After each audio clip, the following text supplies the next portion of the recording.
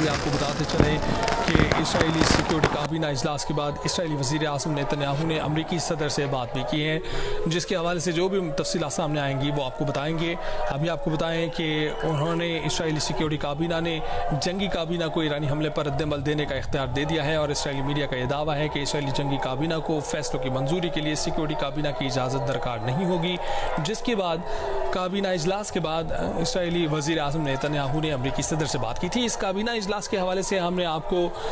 करीबन 4 घंटे पहले आगाह किया था और उसमें हमने आपको बताया था कि ये जो जंगी काबीना का इजलास है ये होने वाला है और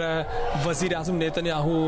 इसकी सदारत करेंगे और इसमें अहम फैसले लेंगे। और अब ये अहम फैसले सामने आ गए हैं और उसमें ये देखा जा सकता है कि इसराइली सिक्योरिटी काबीना ने जंगी काबीना को ईरानी हमले पर रद्द-ए-अमल देने का इख्तियार दे दिया है और इसराइली मीडिया ने यह दावा किया है कि इसराइली जंगी काबीना को फैसलों की मंजूरी के लिए सिक्योरिटी काबीना की इजाज़त अब दरकार नहीं होगी। यानी ये जंगी काबीना अपने फैसलों में खुद मुख्तार होगी और ये फैसले खुद ले सकेगी और इन्हें सिक्योरिटी काबीना की जो एक जो हिरार्की है उसे फॉलो करने की ज़रूरत नहीं होगी, जो एक फॉर्मेलिटी है वो पूरी करने की ज़रूरत नहीं होगी। अभी आपको बताएं कि इसराइली सिक्योरिटी काबीना इजलास के बाद इसराइली वज़ीर आज़म नेतन्याहू ने अमरीकी सदर से बात की है, ईरान के हमले से आगाह किया है और ईरान के हमले से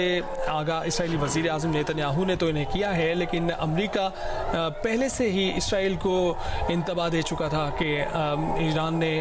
इसराइल पर हमला कर दिया है और बहुत से ड्रोन्स जल्द इसराइली फ़िज़ाओं में दाखिल हो सकते हैं, जिसके मुतालिक बताया गया था कि तकरीबन 2 घंटे के वक्फे में वो ईरानी सरजमीन से इसराइल तक पहुँच सकते हैं, जिनको काउंटर किया गया उर्दन के सरहदी इलाके पर और ज़्यादातर वहाँ पर ड्रोन्स मार गिराए गए। ईरान ने भी इस हवाले से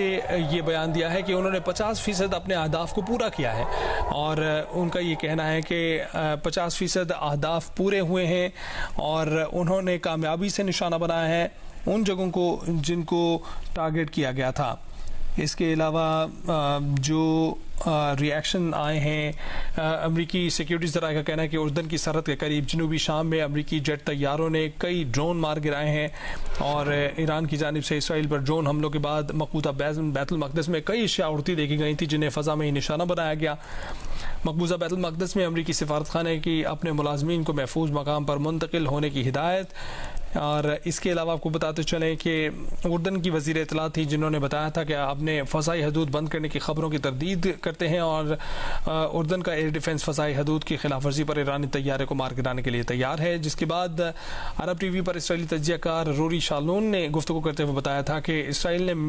multi air defence system launch कर दिए हैं। इसराइल ने ईरानी हमले से महफूज रहने के लिए एयर डोम, इसराइली फ़ज़ाई ने डेविड स्लंक नामी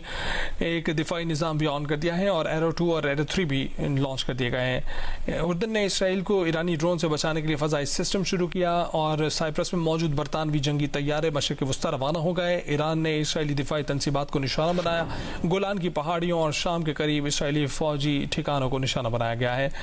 इसके अलावा आपको ये भी बताते चलें कि बरतानिया ने कशीदगी को ख़त्म करने के लिए पूरे खित्ते में शराकतदारों के साथ काम करने का कहा है। बरतानिया ने कई जंगी और रीफ्यूलिंग टैंकर तैयारे खित्ते में भेज दिए हैं।